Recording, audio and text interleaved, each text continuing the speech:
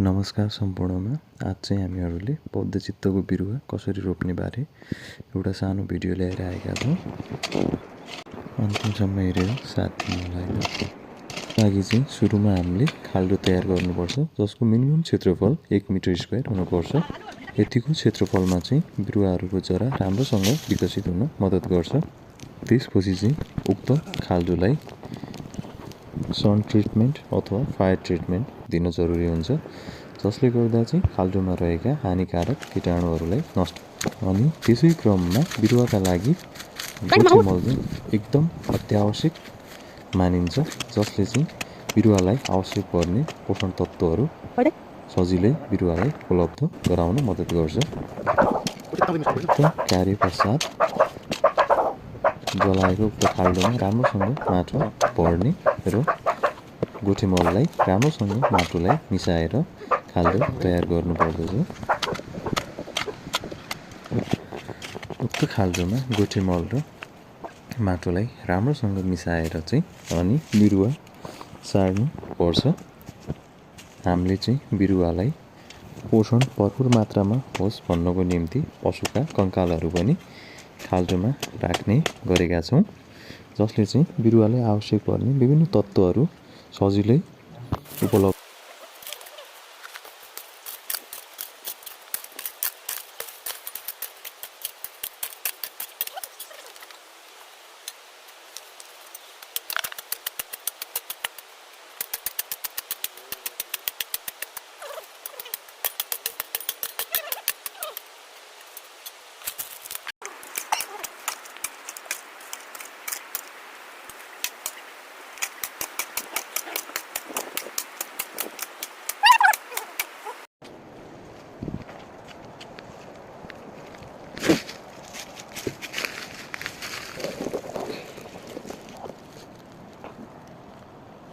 अब zoom in हुँदै zoom out हुँदैन।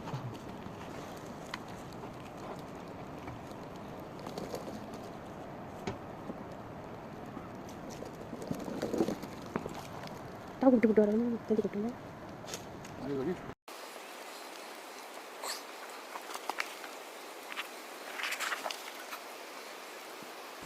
त्यसपछि सबभन्दा महत्त्वपूर्ण कुरा, ध्यान दिनुपर्ने कुरा भनेको जुन बिरुवाको बाहिरपट्टि प्लास्टिक कभर हुन्छ त्यो निकाल्दा चाहिँ एकदम सावधानीपूर्वक निकाल्नुपर्छ। कहिलेकाहीँ उक्त बिरुवा प्लास्टिकबाट निकाल्दाखेरि चाहिँ जराहरू च्यात्तिने सम्भावना एकदम धेरै हुन्छ। त्यही भएर सावधानीपूर्वक बाहिरको प्लास्टिक हटाउनुपर्छ। प्लास्टिक हटाइसकेपछि बिरुवामा सँग टाँसिएको माटो चाहिँ जस्ताको त्यस्तै खाल्डोमा राख्नुपर्छ। यसरी बिरुवालाई राम्रोसँग खाल्डोमा गाभिसकेपछि वरपरको माटो ल्याएर चोक्नुपर्छ र हलुका हातले दबाएर बिरुवालाई माटोमा राख्नुपर्छ।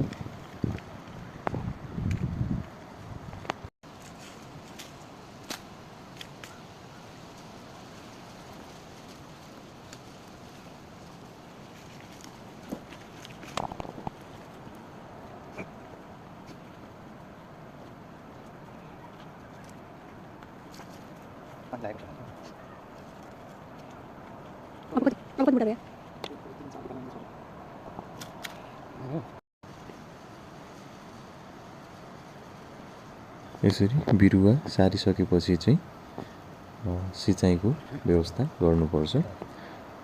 सिधै बिरुवाको जरामा पर्ने गरेर पनि सिँचाइ गर्नुहुन्न, एकदम ध्यानपूर्वक सिँचाइ गर्नुपर्छ, जसले चाहिँ बिरुवालाई छिटो प्रसार।